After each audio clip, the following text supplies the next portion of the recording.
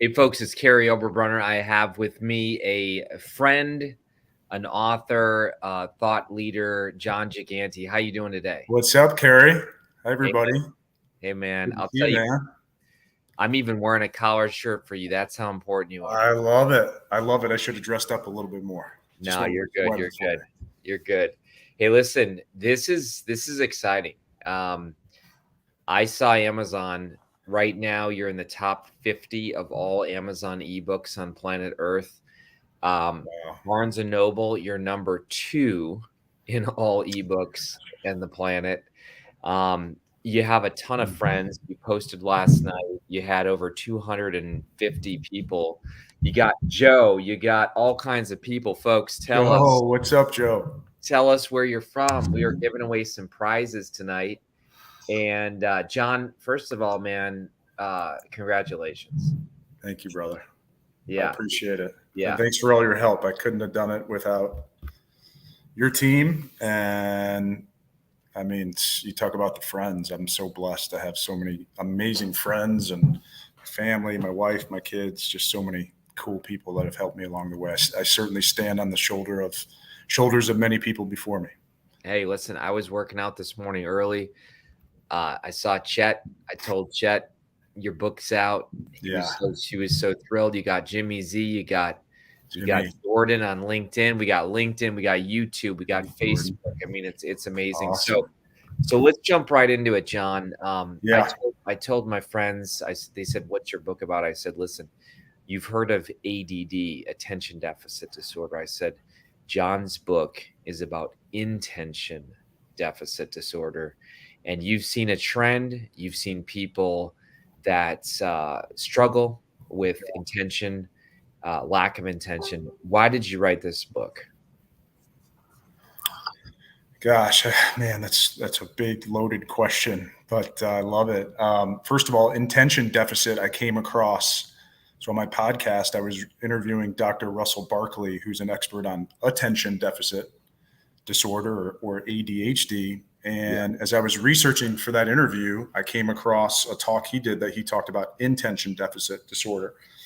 And I was fascinated by it because I had never heard of it. And it struck me right away that, oh my gosh, this is such a big thing. Basically, what Dr. Barkley was saying was most humans, especially humans that struggle with attention deficit, actually have more of an intention deficit. And what he's saying is that it's basically the knowledge gap or the performance gap, the difference between knowing and doing. So most people know that, they shouldn't eat a bunch of ice cream every day because they're going to gain weight, but yet we still do it, including me. I don't eat ice cream every day, but I love an occasional ice cream.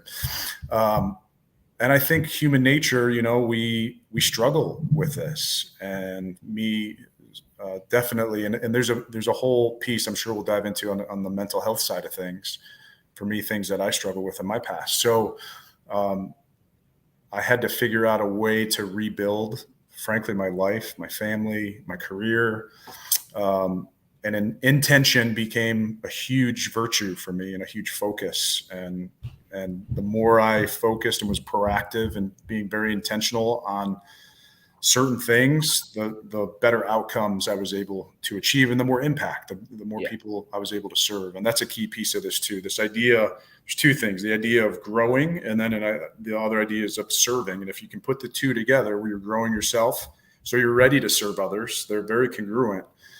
And I have a couple frameworks in the book that talk to that, and that to me is the game changer. If you can do both, because I, as a sales professional, at one time I was very selfish and focused, for example, on my quota and making money. And guess what? My clients could feel it. Once I figured out that no, if I can serve, if just show up, build myself up so that I can serve them in the best possible way, is unbelievable how results started to come from that influence and fulfillment. That's the other piece of this, that when if you're growing and serving, it's a pretty good recipe for a fulfilling life. Absolutely. I love it. I love it. And listen, we got a lot of people over on Facebook checking this out as well. And awesome. Go ahead, folks, post when you get it.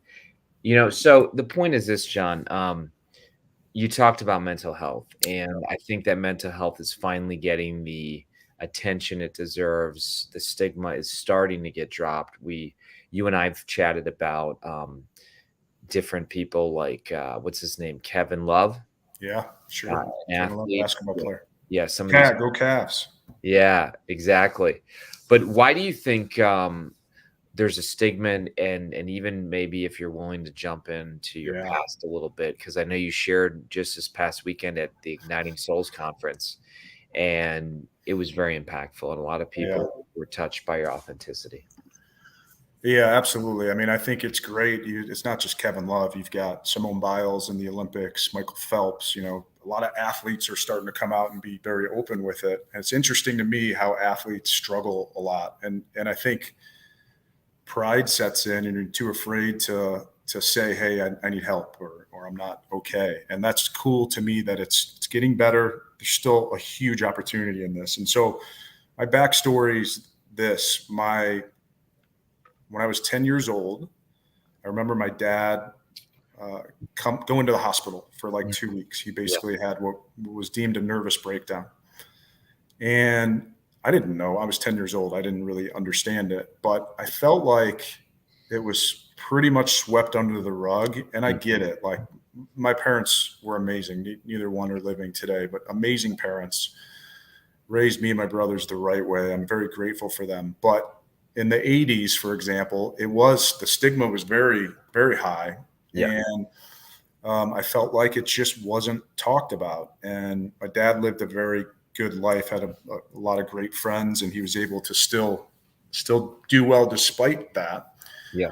But for me, I swept it under the rug, or didn't really deal with stuff. I remember going to my guidance counselor's office at 10 years old, and she said, "How you doing?" She knew about it. And I was like, "I'm good. I got straight A's. I'm fine." Like, I didn't even think about it, but I was a soccer player growing up. I talk a lot about it in the book. And it was interesting because once I got to college, I had some success, but then I had some struggles mentally. And once my identity was in a soccer ball, by the way. And once that I started to struggle on the field, I had a lot of doubts that came, which I never had my entire life before that. I was playing the game since I was 3 years old. And man, it was just, and I was too afraid I had some of my best friends in the world that I never opened up to, like guys that I'm best friends with today. And I can't believe, I look back like, oh my gosh, I was struggling so bad and I never said anything. Or my coaches. A little bit with my family. I remember going to see a therapist, and I was so embarrassed about it, and I didn't want anybody to know. And that I ended up never making it back to the level I was at on the field. I just didn't. I still contributed to the team. And, if you ask my teammates, they'd probably say Jon was still a great teammate and great friend. But that hurt. I mean, you think about, and this is a big deal with athletes today, right? You grow up with your identity in a sport, and then it doesn't go the way you wanted it to. And man, where do you turn to next? So, there's a faith component to all this as well. But that led to, because I never dealt with that stuff and I kept it all in, it led to many years of just on the front of it. If you saw me and you talked to me, you'd never know. I'm pretty happy-go-lucky. I would hopefully an energizing guy. People would say, like, no one would say that dude's struggling. Yeah. And I was struggling, man. I was, and I'd go see doctors, and I wouldn't share. And it led to some really hard things in my life and my family. And I almost lost my career about 10 years ago because I started to get panic attacks when I would present in meetings, because all the garbage that I never dealt with started to manifest itself. And, you start to get inside your own head. And this, I talk about in the book, this interference that you get. And then I realized, like, I had to surrender it. I had to come out and start to talk about it in order to get over it. And that's the most fascinating thing about all this. Once we start talking about this stuff, every time I talk now, someone will come up or email me or text me and say, "Thank you so much. Here's my story." We all have a story. Yeah. Everybody, it's life. We deal with pain, right? Everybody's got a story of pain.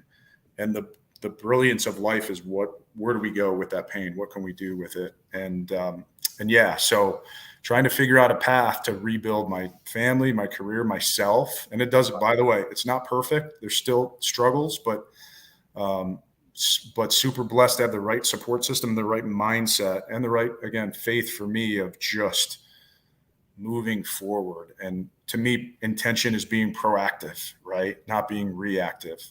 I love it. And just this idea of continuing to take the right steps, grow yourself so you can build in and serve others is the concept. So let's look at your website for a little bit. You've been doing these videos for quite some time, and you started a podcast. You Yeah. work with a great company, and the company has basically just noticed the fact that you've created content, and Yeah. you've been basically integrating your passion into your job. And Yeah, for sure. sales clients have noticed, like, wow, this guy is different than just a normal sales guy. He actually has intention. So what am I looking at on your website, and just walk us through a little bit. Yeah, first of all, that piece you talked about is really important to me. So this idea of being intentional with everybody in every facet, right? So I've got a team that I manage, sales reps for our company, and And being what intentional. can you say that can you say that company? Is Yeah, that CCC Intelligent Solutions based in Chicago. I've been with the company for 23 years, believe it or not, which is an anomaly now. But this idea of growth mindset, growing and serving, yeah, we talk about it all the time. So the coolest part is when I get to go in to speak to clients. I've had some clients that have invited me in to speak about being intentional with intention for their leadership retreats. For example, I was just with a client down in Texas last month, and they didn't invite me in to talk about software, which, yes, we talked about it.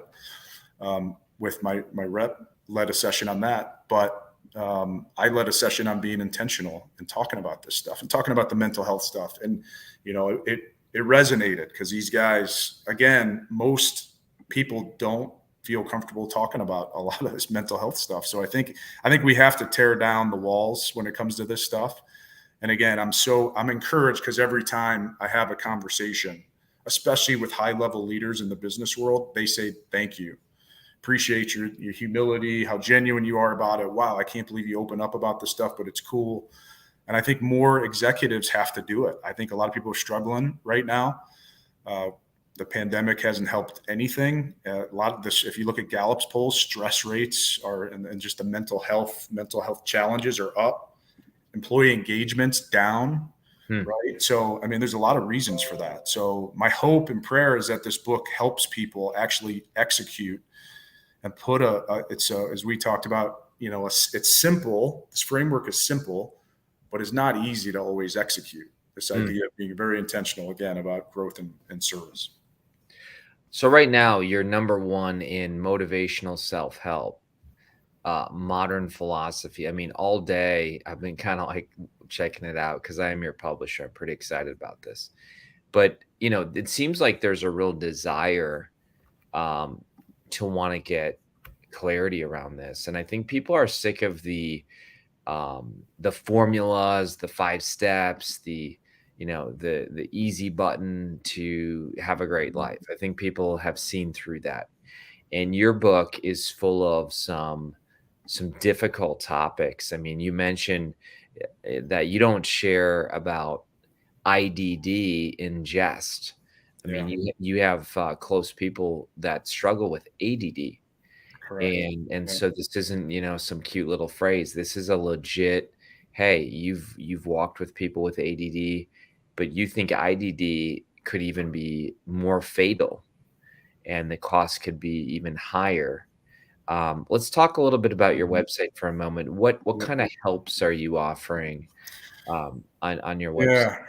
Yeah. Look, I mean, there's a few different resources here. So you can subscribe, and I write a weekly newsletter called 3 Things, where I basically put out a little bit of inspiration and a call to action.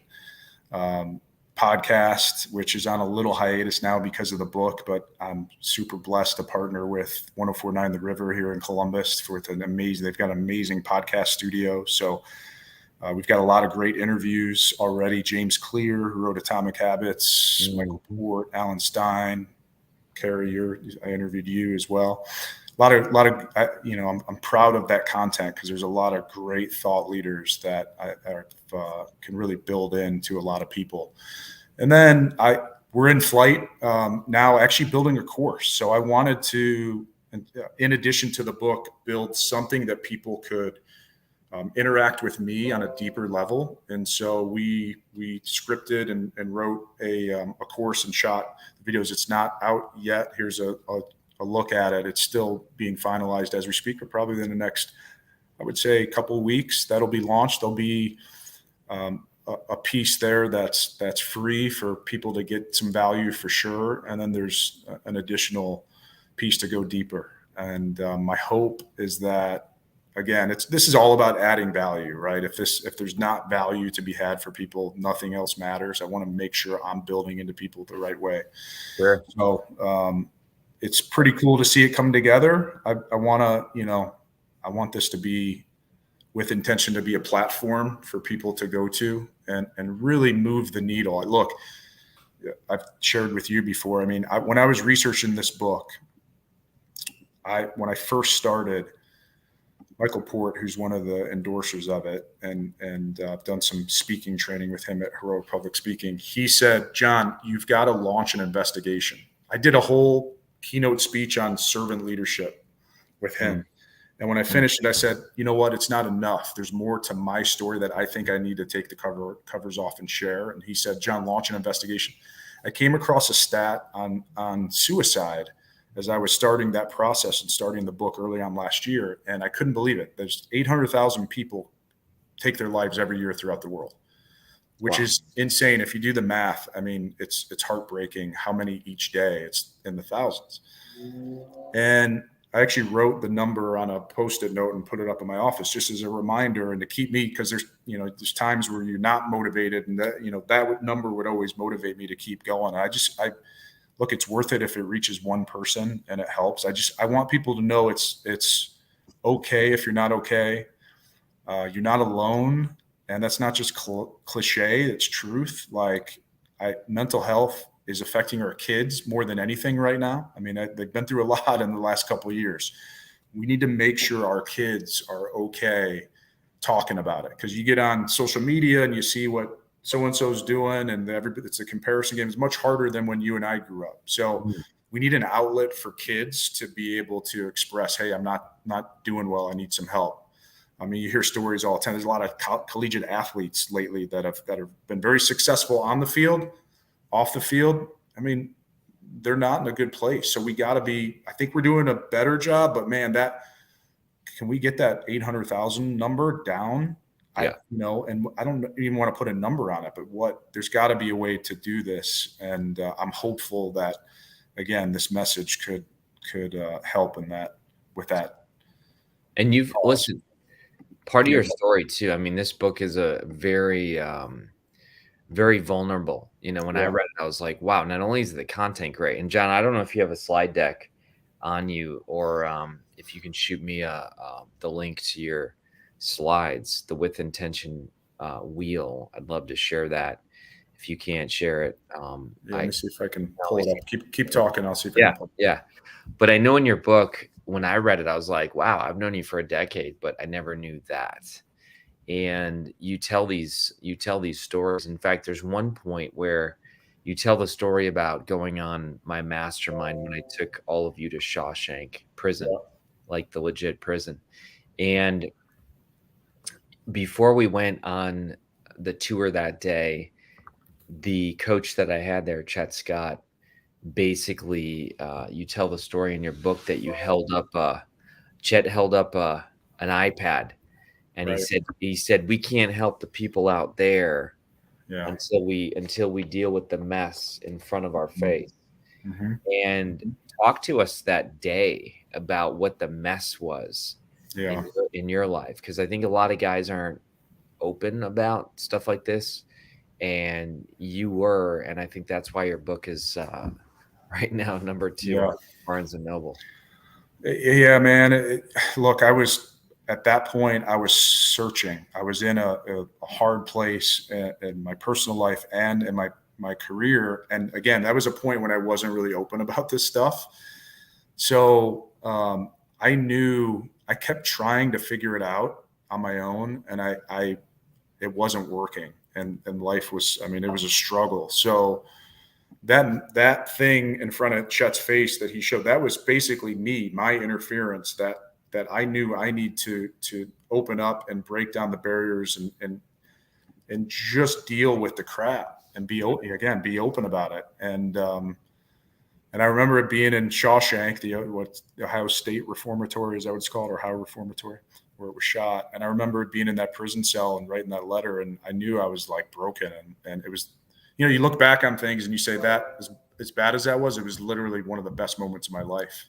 Wow. That I hit pretty much rock bottom. And so I knew I had to figure out a way, and thankfully, and again, faith is a big piece of this too. Like I started to dig deep and explore, and I would say fully surrender to the spiritual side of things, and looking up and saying, I can't do this alone. I read the Bible for the first time in front to back in 2015. And when I was reading 2 Corinthians, and I'd heard it all before, I read the Bible before, not front to back. But there's a verse about Paul asking Jesus to take the thorn out of his side.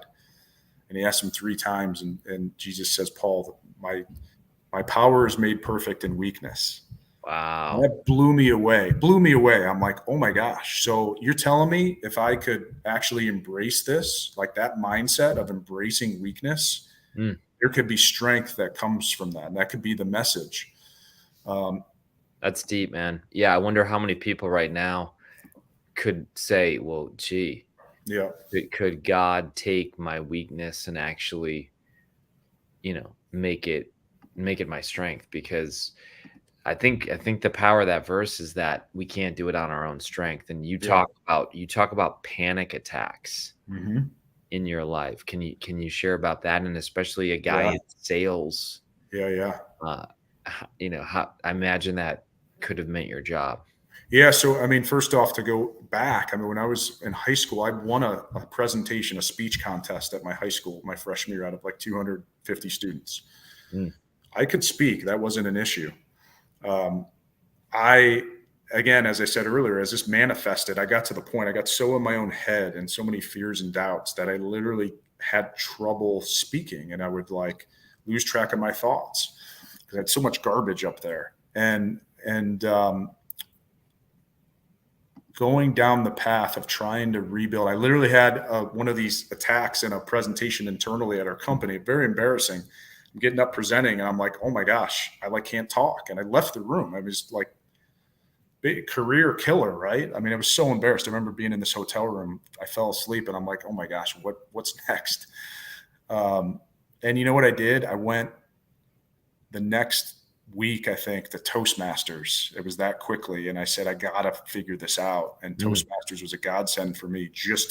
For 2 years, I went every Thursday at 7 a.m. and would present, just trying to build my muscles and my confidence back. And that was super helpful to me. And that's why that's part of where this intentionality piece was born. That's why, we talk about Atomic Habits, and that's why James Clear's book's been such an amazing thing in the world, is that, it's little by little. It's just 1% better everyday mindset. And I was able to embrace that and get a little bit better. And by the way, when I speak, and I just spoke at your conference, there's still fears that come, but every time it makes me prepare more. And every time I step into it and speak, it always goes well, right? It's always because, and I think that's a great encouragement to everybody out there. Like, if you have fears and doubts, if you got to embrace that fear a little bit and step into it, you'll be amazed at what you can accomplish when you do that.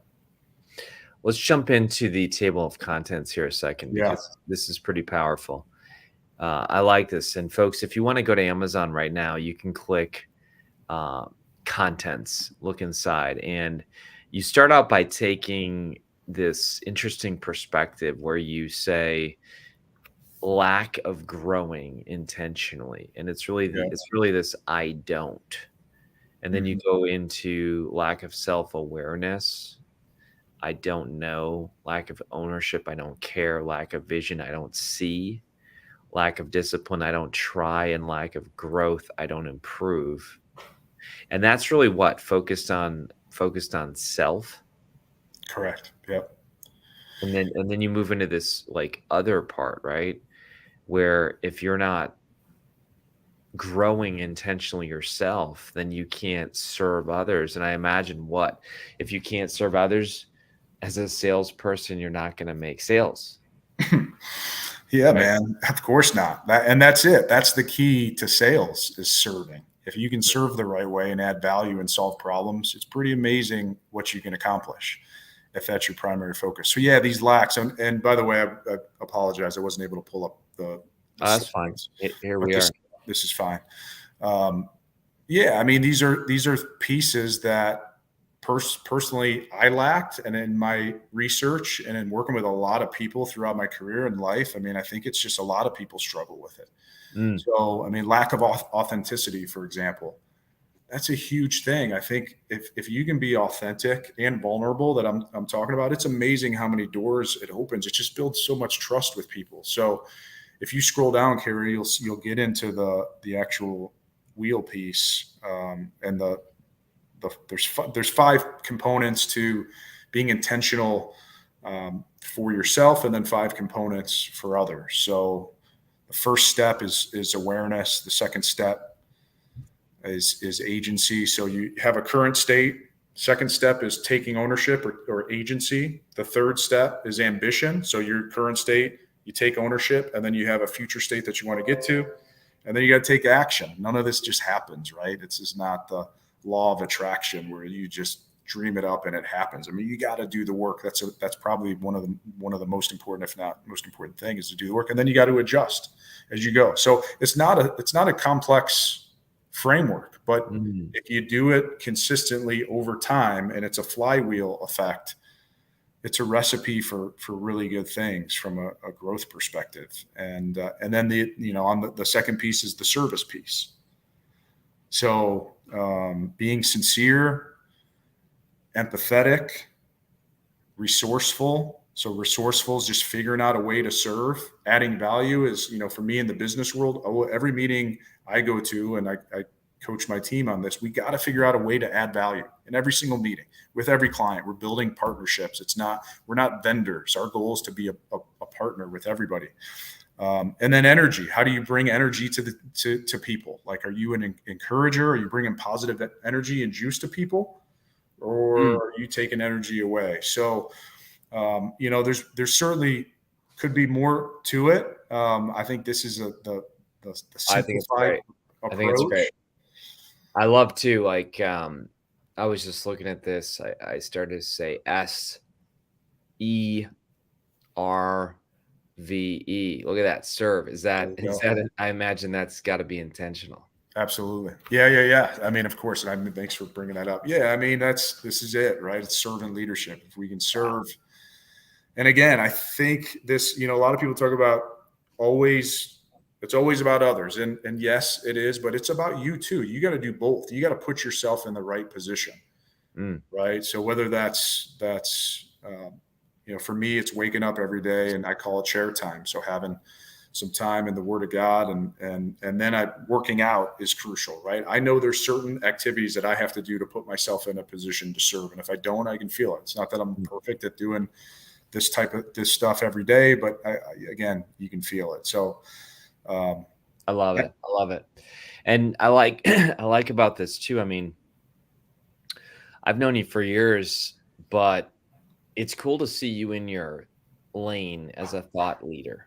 I mean, even this star formula, as I was reading this, I'm like, wow, this is awesome. Stimulus, thought, action, result. yeah, There's some deep stuff here. And yet you make it simple enough that first of all, it's a quick read. No joke, John. I'm telling you the truth here. I was in a mastermind yesterday leading that, and I think I took a picture for you. But there were people when I said John's book is out, and I said, look, it's 99 cents on as an ebook, and there are people like, I don't want the ebook, I want the Audible. And I mean, no joke, like Angela Whitstack and Renee and all these people, they started like downloading it right there. And then when we started hearing your voice in the room. But how cool was it? Let's talk about that for a little bit. Yeah.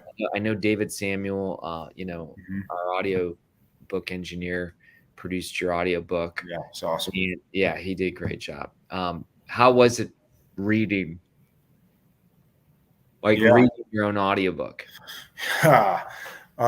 Amazing. First of all, Dave, if anybody needs someone to produce an audiobook for him, Dave Samuel's the guy. So, it's this whole thing's surreal for me, by the way, because I feel like I don't like to self promote. And so it's all kind of weird to me, but like being in a, but if your book is helping people, yes, thank and you for it's saying setting people free, that's right. then I, because again, I'm a publisher. I have 1,000 authors that I work with. Like I have to train authors, especially in the beginning. Yeah. I'm like, look, do you think your book's going to change people's lives? And they're like, heck yeah. And then I say, okay, then if Yeah. you hide your book, you're hiding transformation from people. So Yeah. keep rolling, my friend. Great point. I love it. And you've got me there. By the way, back to the audiobook, it was very emotional for me. So reading it, there's a point in the audiobook where I got very emotional, and I was talking about this concept of, getting help, and it's okay to not be okay. And I didn't expect it. I was too afraid I had some of my best friends in the world that I never opened up to, like guys that I'm best friends with today. I can't believe. Sorry, keep going. That's all right. I thought you were messing with me, trying to see if I could. I thought the audiobook was coming up. I think I went to comment like "amazing job, Dave," and then it started playing the audio. Keep rolling, my friend. No, man, it was cool.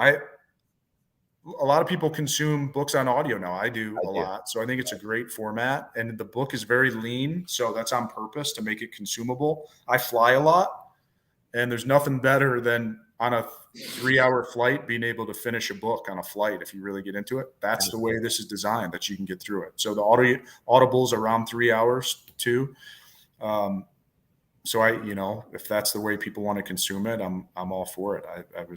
We definitely invested in that process to make it very professional.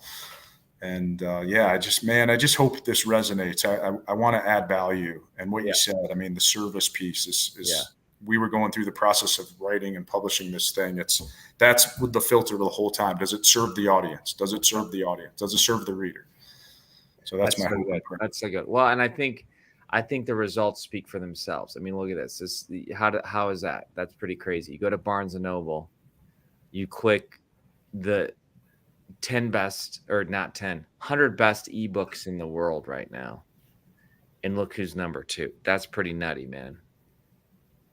I don't. It's surreal, man. I'm so thankful. I think it's amazing. That's pretty crazy. The team, the network of people that have built into me throughout my life. It's been amazing. Well, and you got all kinds of people loving on you here and stuff. So Jon, at the end of the day here, as we kind of land the plane, like, what do you hope the book does? I hope it transforms lives. I really do. I think it's a message that can change lives for the better. And I just hope those that read it actually get something out of it, invest the time and putting it into practice. And I hope they read it and deem it worthy enough to pass on to others. That would be success to me here. That's so cool. Yeah, transformation, man. Just life is hard. There's a lot coming at everybody 24/7. These phones they're amazing pieces of technology, but they can hold us back. So you have to be intentional in this day and age to really get the right things done, to have the impact you want to have on the world. I mean, you got to live and lead with intention, as I say. I just went to your website, and you got to talk about your family, because I know they're important to you. And I mean, who else puts their kids on their website? And I know this was a long time ago, some of these pictures of the little ones. Yeah. But your wife's fantastic, and your kids are too. In fact, you were the topic of I'm just telling you, you were the topic of our dinner today because my kids go to school with some of your kids. So Yeah. I was like, I'm launching Jon Giganti's book today, and they're like, oh, and anyway. But talk about your kids, your wife. Yeah, man, this is what it's about, right? I mean, everybody's family first. This is, and I almost lost my family, right? I mean, our marriage was on the rocks 10 years ago, um, or less, right? I mean, we had to be very intentional And to why was that? to Why? rebuild it. Why do Just, you I wasn't the husband I needed to be, man. All you this, weren't you weren't living with intention? no, man, all the crap that I never dealt with growing up, that I was hiding from, didn't enable me to be the best husband and father that I could be. So, Wow. um, my wife is a very faithful, godly woman. She's amazing, and she inspires me every day to get better and try to live that godly, faithful life. And it's not perfect. I mean, we have struggles, right? My kids aren't perfect. I mean, they're just like any family. They're not. But they're great kids. They're servant leaders. They're encouragers with people, and I'm super proud of them. And this is, when I think about writing a book, actually, I think about like the legacy of it too, and they're my grandkids, and then all the generations. And so I want them to be proud of it too. Cool. So that's, thanks for sharing that, because that piece is really important to me. Although they're going to be mad at me because I need to update the family pictures, There you go. it's one There thing you I go. haven't done. So we'll get working on that. There you go. And looks like I imagine this is the Bowling Green reference here. Yeah, what's that? This BG Falcon is. Oh, who is that? I can't see who it is. Facebook was being a little bit glitchy tonight, but you have over 100 comments right now on Facebook, and we haven't even been able to share all of them. So, Wow. sometimes because of privacy, Facebook and stream Yeah. talk nicely, but Dawn, beautiful family, like just the whole group here, man, is just loving on you. So thank you all for being here. yeah, and I heard you say the other day that it was your 7 years ago. What happened just last week, 7 years ago? Yeah, I mean, I made a commitment to Jesus 7 years ago. Wow. On Friday the 21st here, changed my life, right? So that's a big piece of this. And look, I want to be sensitive to everybody. I don't want to push a faith, but for me, it's been so important and instrumental of that surrender and that rebuild, right? And Jesus died on a Friday and rose on a Sunday, and that for all of us as humans, this idea of dying and rising again it's a daily thing. If we can do that, we could die to ourselves and rise every single day. I mean, that's that mindset to me, and I've quoted this many times. Again, I think it's C.S. Lewis that said, life is full of blessings and battles. That mindset is so important in life, business, whatever. If you use sports, something happens, how do you respond? Right? This idea, and you can sit here and mope about it and complain about it, whatever. And I get it. I sometimes do that too. But how do you get back up and keep going? I mean, that's, if you can embrace that mindset in everything, in any sports team I talk to, business team I talk to, families, whatever, that's the one thing. Anyone. I was just talking to my nephew here last week. He's a collegiate soccer player, and he was struggling with playing time, and just really, he tends to get down on himself. And that's the one thing we talked about is, in practice, be intentional, take a breath, think about it, and be proactive. And he went on, I think the next day, and scored a goal and was feeling really good. But that's something and by the way, me and everybody else. So you have to work at this stuff. This is what habits are so important, because I don't believe habits are just formed and you always have a habit. I don't. I know there's research that says 66 days or 17 days. It's a daily thing. Yeah. It's a daily thing. You got to get up, and you got to, my buddy Alan Stein says, the habits of today on par with your dreams of tomorrow. And that's a great mindset to have, just daily. What's my vision? where do I want to go? And as the work I'm putting in today, the investment I'm making today, is it leading towards that vision? That's awesome, man. How cool is it to see people like Roman and What's up, Roman? I mean, it's just so cool. So listen, John, this has been absolutely fantastic. I would encourage people to get the podcast, to get the audio book, to get the physical book. That's coming later today. Even Benjamin Hampton, I know he's your buddy. He's been commenting all the time here. What's But up? posting a review, folks, I will tell you what, as an Mhm. author, I know this to be true. If you can post a review, people will see that and they will be like, wow, this is fantastic. And, John, I'll tell you what, this is a little pet peeve that I have. I got into Yeah. this the other day with one of our uh, clients, and in a good way. The client raised their hand and said, can I review a book without reading every single word? And I said, can you review a restaurant without eating every single meal? I said, Wow. can you review a country without going to every city, every single street? Can you review a podcast without listening to every single episode? In other words, folks, you just heard John teach the content. Okay. So you just heard with intention, unplugged. And if you're like, man, I agree with that SERVE or that STAR, you've consumed the content. And so now that you've consumed the content, go do a review. And here Benjamin has already posted. So good for him. All right. Thank you, But Benjamin. yeah, it's fantastic. So Crystal just said this is way better than TV. So Thank you, Chris. I love that. I love that. Well, John, I'll let you give the last word to your followers. It's been amazing to bring you to my platform the last 2 years at conference, and you've spoken to hundreds and hundreds of people. And I think this is just the beginning. I think that you're a man who's committed to your family, your job, your God, and now your audience. And so, what do you want to say to them in conclusion today? Yeah, first, thanks, Kary. I mean, thanks to everybody for being here, especially to your team for helping put all this together. But it's, as I said earlier, if you're struggling, get help. First of all, talk to a loved one, talk to a friend, but be intentional. I mean, that word resonates with me so much. Again, it's this proactive approach to life. In soccer, we used to call it play on your front foot, right? Don't hold back. Be proactive. Again, serving, growing yourself. If you can put the two together, I think it's a really good recipe for some cool things. And look, I wish everybody the best. It's an honor to be an author.